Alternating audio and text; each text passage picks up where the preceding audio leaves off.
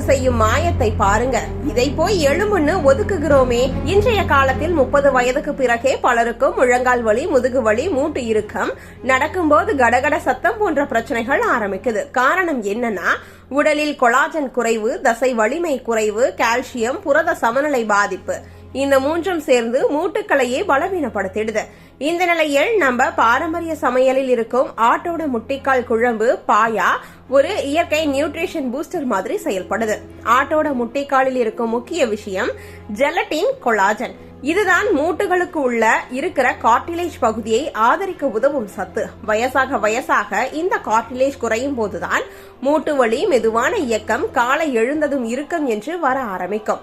ஆட்டுக்கால் பாயா சரியான அளவில் எடுத்துக்கொண்டால் மூட்டுகளின் நெகிழ்வு தன்மை மேம்பட உதவும்னு நிபுணர்கள் சொல்றாங்க. பலருக்கும் வலி வர காரணம் எலும்பு மோதுறது மட்டுமில்லை, மூட்டுகளில் இருக்க வேண்டிய இயற்கை ஒயில் மாதிரி லூப்ரிகேஷன் குறைஞ்சிறதும் ஒரு காரணம். ஆட்டோட முட்டைக்கால் சூப்பில் இருக்கும் ஜெலட்டின் மூட்டு இயக்கத்தை மென்மையாக்க உதவும். அதனால்தான் சிலருக்கு பாயா சாப்பிட்டா முட்டி லைட்டா இருக்குதுன்னு அனுபவமா சொல்லுவாங்க. மேலும் ஆட்டுக்கால் பாயாவில் நல்ல அளவில் புரதம் கிடைக்கும். இது தசை வலிமைக்கும் உடல் மீட்புக்கும் முக்கியம். குறிப்பாக காயம், முறிவு, அறுவை சிகிச்சை அல்லது நீண்ட நாட்கள் உடல் பலவீனம் இருந்தால் புரதம் சரியாக கிடைக்காம உடல் மெதுவாதான் ரெக்கவரி ஆகும்.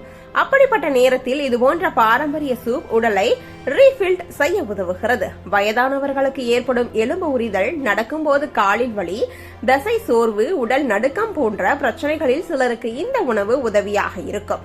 அதேபோல் உடற்பயிற்சி செய்பவர்கள் அல்லது அதிக உடல் வேலை செய்யும் நபர்களுக்கு உடல் சோர்ந்து உடையும் நேரத்தில் இது நல்ல ஆதரவாக அமையும்.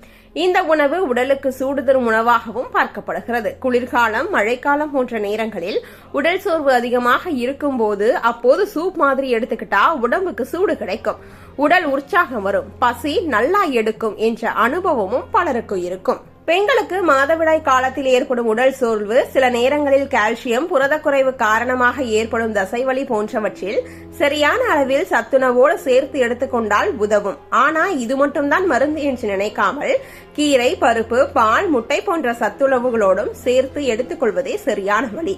ஆனால் முக்கியமான விஷயம் என்னன்னா, ஆட்டுக்கால் பாயா எல்லோருக்கும் ஒரே மாதிரி பொருந்தாது.